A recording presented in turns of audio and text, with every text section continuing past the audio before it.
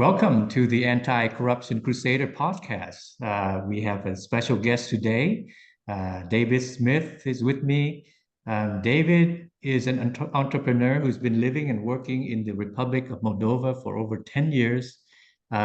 He was a Peace Corps volunteer in Moldova between 2012 and 2014, and he started and ran an American barbecue restaurant called the Smokehouse in Chisinau.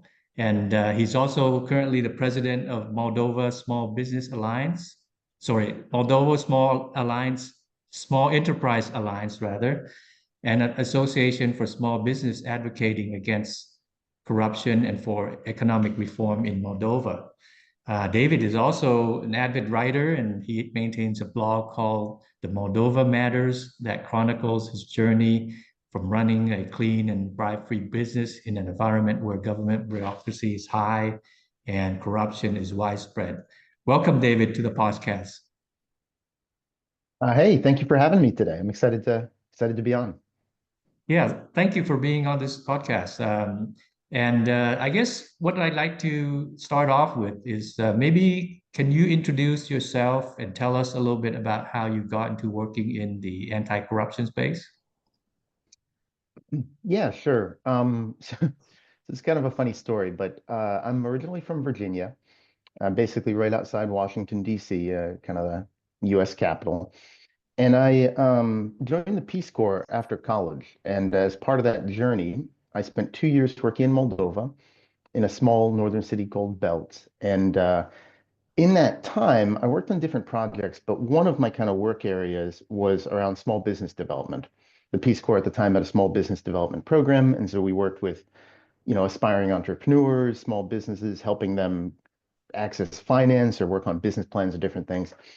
And basically, towards the end of my Peace Corps time, I was gathered with some friends who also were volunteers working in this area. And as we talked through the night, we kind of realized that we're not being successful. Things were not working out. And the common theme that came up again and again as we worked with small business owners was corruption.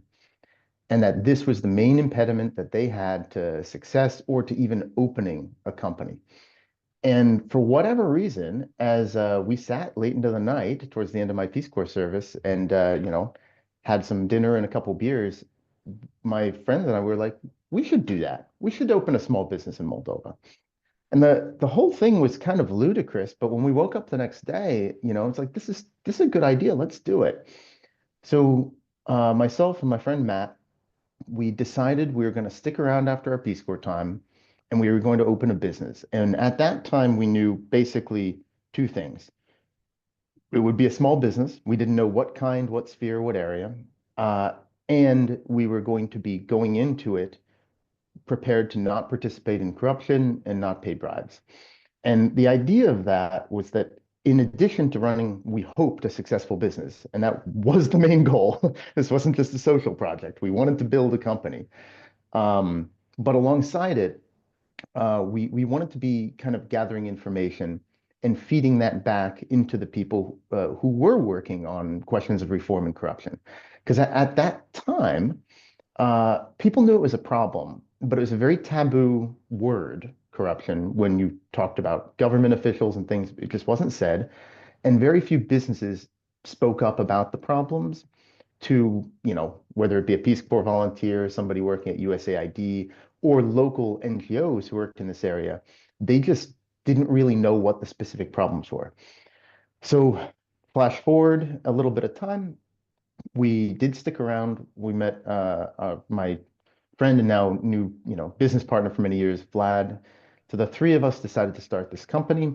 We wound up focusing on making a restaurant.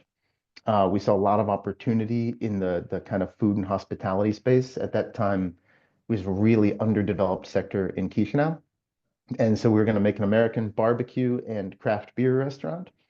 And we did. And it was called Smokehouse. And I think we were incredibly naive about the problem of corruption. We went in really thinking that this was more of a perception problem than specific issues. And that was not correct. So our first fight with corrupt officials happened almost a year before we opened the restaurant. The immigration officials tried to deport me for not paying a bribe. We were applying for an investor visa. So most countries really want foreign investment, right? So we're foreign investors bringing money in, and they tried to deport myself and my partner over a 350 euro bribe. So that was a wake-up call. We fought that one back, and we got into a rhythm eventually where we realized the way to fight these issues was to, when needed, go very public, talk about them very transparently, say this is happening to me and my company, and essentially get the corrupt official to back down. But sorry, long wind up, but I'll end it because you mentioned I'm the president of the Moldova Small Enterprise Alliance. After a little while, we realized we couldn't do this alone. I mean, this is too big an ask. We're too small a company, and running a company is hard. That takes up Yeah, all your yeah. time. So we couldn't do it alone, and we started the first cross-sectoral small business association of Moldova, and you use that as a vehicle to both kind of help protect ourselves, protect other businesses, and come together to kind of work on the systemic underpinnings that drive this corruption. Right. Fascinating. Well, maybe you could give us some walkthrough of some of the incidents that you mentioned. I know that the immigration was one, and then when you opened the restaurant, there were several instances where you were extorted for bribes, and how did you fight that off? That this would be interesting. Yeah, so so there were a lot of them. I guess one of the more okay, so one of the most concrete ones happened in the first year. So what the first thing we realized opening a restaurant was that the legislation and regulation around it was incredibly complex. At that time, from the day that you filed to open the business until you could actually legally open was about a 72-day process. And along those days, you had constant interactions with officials who each were kind of rent seeking. They each wanted a little payment to facilitate to move things along. So, for example, there's a department here that certifies basically animal health. And you need a certificate from them that says that you're not going to butcher live animals in your restaurant. I'm not sure anybody does that, but you need the certificate. You go, you apply, and and they basically just need to take, your $5 fee or whatever, and then they sign the paper saying you don't butcher animals. But they have 30 days to reply. So they take it, they put it on their desk unsigned, and they say, "What would you like to do about this?" Right? And there are lots of examples of that. So we got through this basically by being kind of pig-headed and losing time, and that's definitely part of it. We lost time, but about 8 months later, we're open, we're running. My business partner gives an interview to a journalist talking about the challenges of running a restaurant, and he explained this process, the length of it, the complexity, and all these elements. And within, I don't know, 2 hours of that article going on online, the health department was coming and basically trying to shut us down. And they were making a big thing about how, oh, you're liars, all this stuff. And oh, and by the way, we found problems with this business Of and all course. this kind of thing. Uh, what happened about it was really interesting because this was one of our early lessons in how you can fight this type of extortion or however you want to call it, intimidation. They made a mistake. And it was that this was unfolding on a Friday. And on that Friday, they started calling us and being like, the terrible things, we're going to shut you down, blah, blah, blah. But then there was a bit of a backlash online because this article went very viral.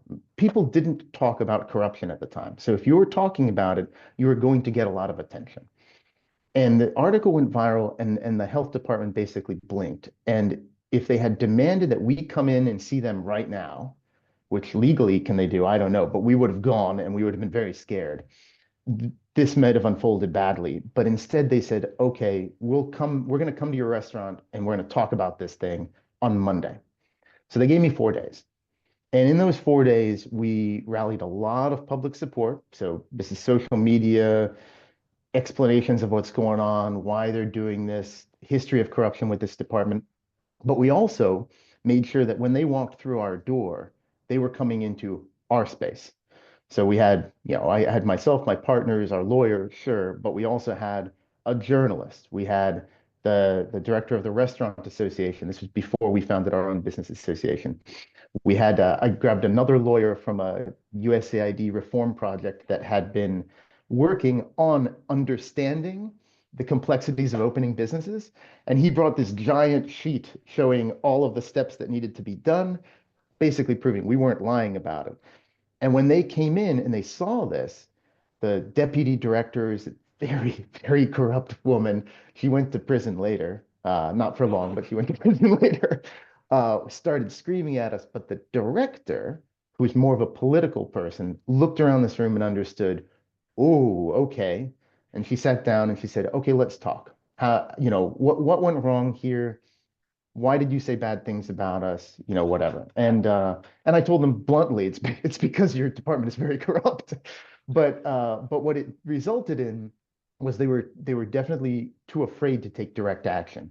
And what we learned from this, that we took forward both in our association, sorry, our business and in the association, is that um, a lot of these people are not very good at media, at social media, at things like that. So if you can get public and you can explain yourself, then they might back down under basically political pressure.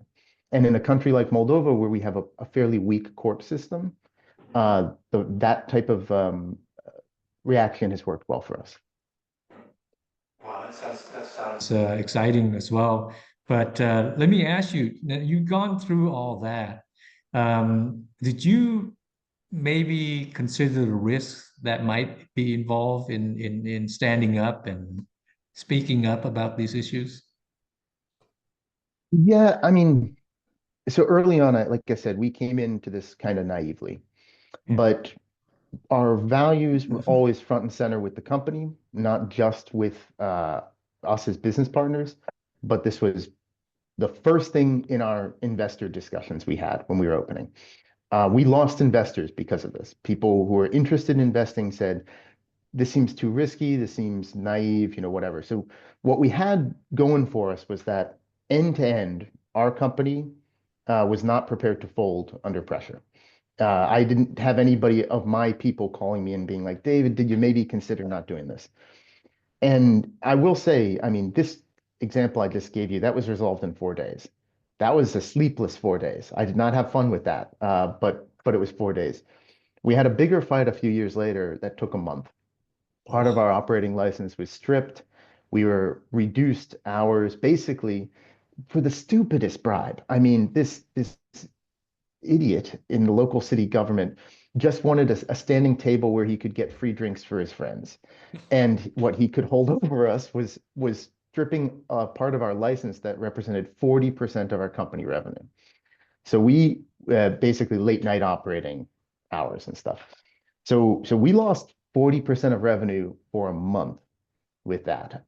And it was absolutely sleepless nights, a lot of stress and anxiety. But we did it, and we when we started that fight, we had a little build up to it, so we knew it was coming. We actually replaced all of our menus in the restaurant the day then we put out the press releases with just black square menus. And I don't know if I can swear on your podcast, but you can bleep me later. But in big white letters, saying "fuck corruption." And so every customer also knew what was going on, and we had huge support from them. So that it's a little bit about getting yourself prepared for the fight. That's a part of it. I'll also say one other thing because it's really important and somewhat specific to Moldova. Moldova does have a lot of problems of corruption, but they're not the kind of problems where somebody takes you and breaks your legs.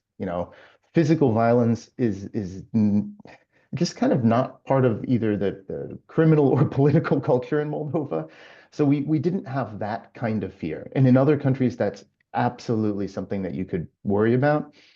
So it's worth saying, we fought some big fights, but we weren't, afraid for our personal safety. And Mhm. that matters a lot in how we made our decisions. Right, right.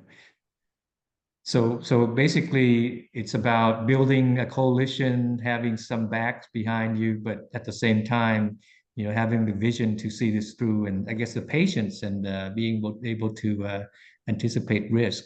So now that you're known in Moldova and in other countries too, as well, as an anti-corruption uh, campaigner, promoter, proponent, advocator. What would be the good word to use here? How did the government in Moldova respond to all this effort? Very good question. It's been rather interesting. So let's say there were kind of two responses. Once we started the Moldova Small Enterprise Alliance, and we started working through that on the systemic underpinnings of corruption. So as an organization, we're not going out and saying, Steve at the Department of Health is a corrupt dude. What we're saying is this set of regulations, this set of structures allows for corruption all along the way. And Hmm. by the way, it doesn't do any good for the government, so we can have a win-win. I mentioned that, excuse me, that 72-day window to open the restaurant. One of our early successes was working with, actually, it was a USAID project on reform and helping them understand it. And they told us actually at that time, no business person would even talk to them. We were the first. So we helped them, they helped basically put this reform proposal together, and that problem is gone. That was a 72-day thing. It turned into 15 days. Very clever things were done about the power dynamics, and that corruption, angle is gone. So I guess my point is we focused on the systemic areas, Hmm. and even governments that are somewhat corrupt are relatively open to that because we weren't going after big political corruption, some member of parliament did whatever. We were talking about more of the meat and potatoes of why the state doesn't work very well. And at that particular political moment was a state capture. We had one oligarch running the country. Everyone knew, including us, don't mess with that guy. Like that's a stupid thing to do. But we can talk about systemic problems, and that was an open thing. I will also say, though, the government had specific reactions to some of our fights because, there aren't a lot of foreign investors in Moldova. So once we had that month-long problem I mentioned, at some point up at the high levels of power, they're like, social media, news, press, journalists have been going crazy for a month about this American restaurant that's being shut down by some two-bit nobody. And that was the decision up there. Said, okay, call the city government and just tell them to knock it off because this is bad press for us. So it's been a very interesting little dance. I will say though, at the bigger picture, those early years were very tough because we were one of the only groups, either our association or our company, talking about corruption publicly. People were generally very scared to do so. Flash forward a bit, and we've had a reformist government first came to power in 2019, but more so in 2021. And talking about corruption was the entire campaign structure. It's the political project of the current government, successful or not, but that's what they're trying to do. And so when that happened, doors were open for us to really talk about our experience, talk about what we learned.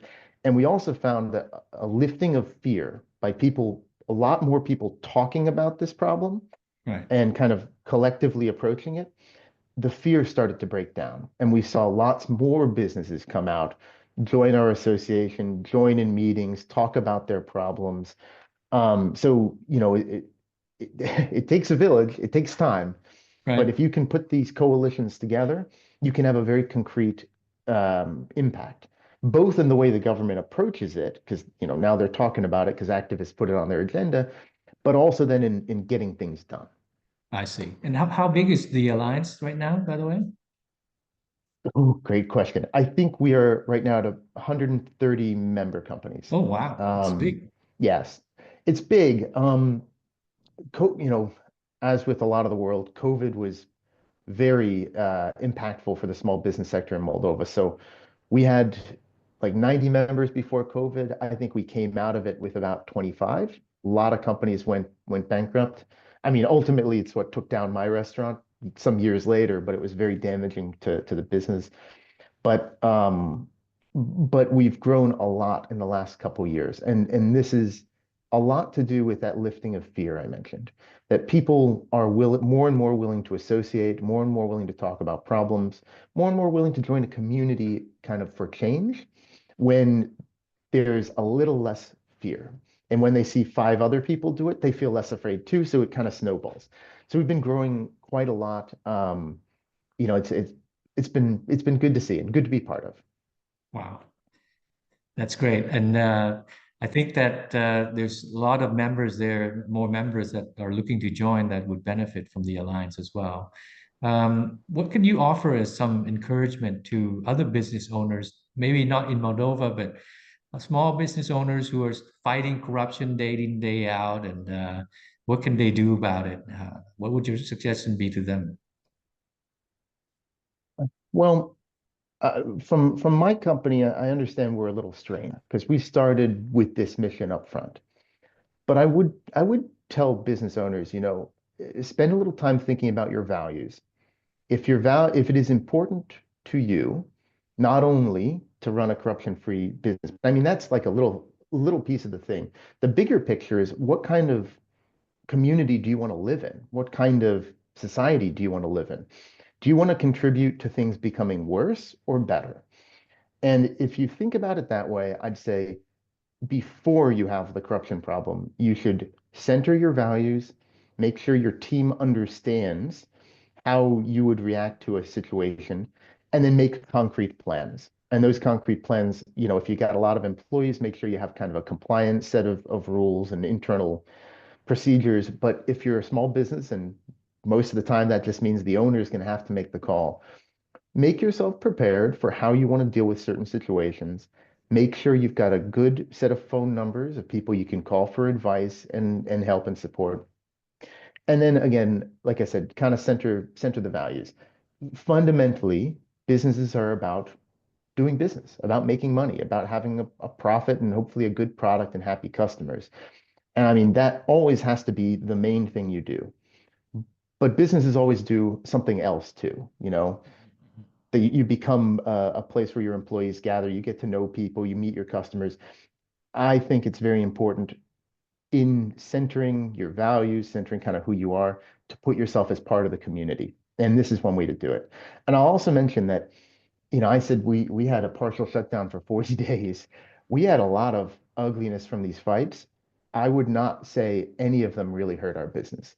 They hurt us in the short term, but in the long term, our customer loyalty, I mean, was very, very high. Right. It's one thing to be running a restaurant. It's another thing to be running a restaurant that people have some belief in. And so if you communicate these values to people, you build extra kind of loyalty too. So, you know, every business is different, every situation is different, but it's entirely possible to have a win-win and up for what's right. Right. And also not to mention that it saves costs in the long run, not having to bribe for license renewal and all that, right? Because these businesses require a lot of right licenses and paperwork, right? It it absolutely does. And again, every experience will be different, but ours was that every battle we won, that was a battle we didn't have to fight again. Like that, we had a joke that some corrupt official would say, you know, oh, she's a dragon, but she's a caged dragon now. She's not coming after us. And that's important because if you are paying the bribes and whatnot, you know, they're going to come back and get, you know, extract from you again and again. Yeah, You yeah. know, in Moldova, the time of maximum problem with that is the holidays. They all want to come and pick up their bribes so they can buy Christmas gifts for their kids, which is a bizarrely humanizing element of these bad people. So strange, Well, so strange. it's similar here in Thailand to an extent, right? It's a holiday season. Everybody expects lavish gifts and things like that. But Crazy. let me ask you this: if you had to do, you know, if you had to relive this journey again from the start, would you do anything differently? Ooh, Lots of things on the business side. We started a restaurant with very, very little restaurant experience, Mhm. and we learned along the way. So I would do lots differently that way. I mean, we were successful. We ran for 9 years, but still, I could do more. On the anti-corruption side, um, I I think I would have looked for more outlets to write about it. At the time we opened, I ran a blog for about a year and change, explaining all of the kind of comedically farcical problems and corruption issues and whatever. And that was it was good for me, healthy to get it out. It was also interesting for readers. I stopped at some point, and you mentioned Moldova Matters.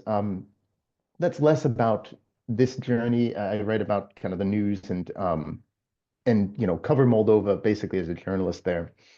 But I think I would have spent more time trying to share the experience, and I didn't because I didn't have time and all that kind of thing.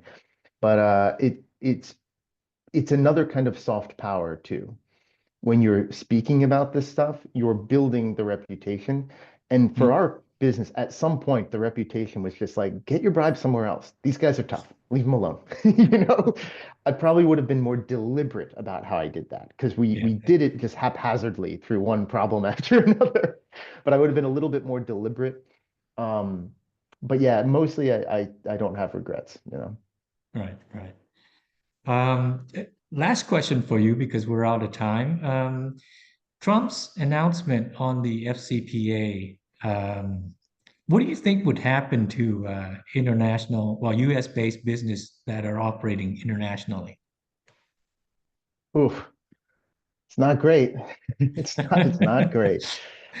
Um, so I think there's two things to keep in mind when I'm looking at this. The first is that the FCPA is only one piece of it. They've also announced that they're not going to be enforcing FARA or the Foreign Agents Registration Act, and they had a slew of other things, including a lot of firings of people in the Justice Department. The FBI's task force looking at in international corruption is gone.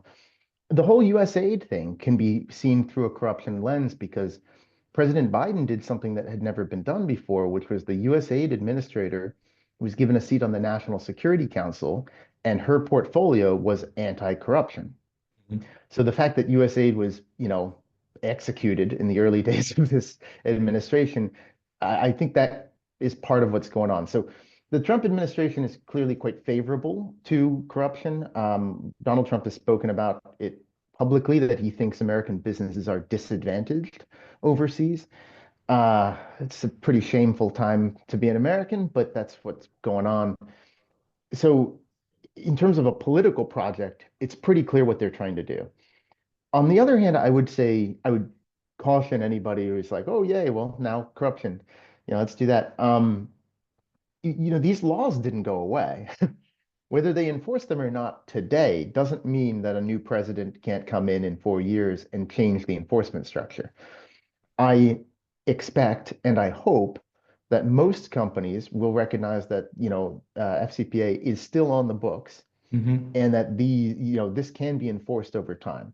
So I'm hoping that institutionally, the you know the culture around not participating in corruption for American international companies doesn't change dramatically in these 4 years. I'm very sad to see the actions of the government, and I know it's going to absolutely open doors for bad actors.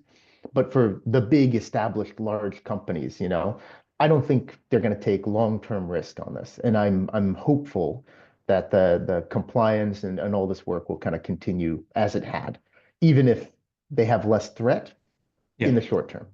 And as we've seen before, the penalties under the FCPA is pretty significant, right? And Definitely. I don't imagine a company would come out and say, because of this new Trump's policy, we're going to go bribe left and right. So yeah, I don't know. Maybe with the smaller I companies, yeah. yeah, I hope not. I do think though the bigger picture is really discouraging because the US made a lot of moves in the last administration under beneficial ownership transparency within the US. and that they had been working on amendments to the FCPA to also help protect companies against corrupt foreign officials. And all of these things, we're going in an encouraging direction, and clearly now the U.S. has stopped and is to a degree turning around. But I don't think things fundamentally changed, like I said, for the big, compliance questions. But wow, it's a bummer. Yeah. David, Yeah. thank you so much for being my guest here today. And can you mention your blog and where the listeners can follow you on your newsletters? Yeah, it's my pleasure, Panna. Thank you for inviting me. So I write Moldova Matters. You just Google Moldova Matters, and it's a Substack newsletter. And there I write predominantly about what's going on in Moldova. I do focus on corruption, and because of all the chaos of the world today, I'm kind of getting carried away on the tide of news. But what I really like to write about is the economic reform agenda and what can be done there. So yeah, find me at Moldova Matters, and please sign up. David, thank you so much.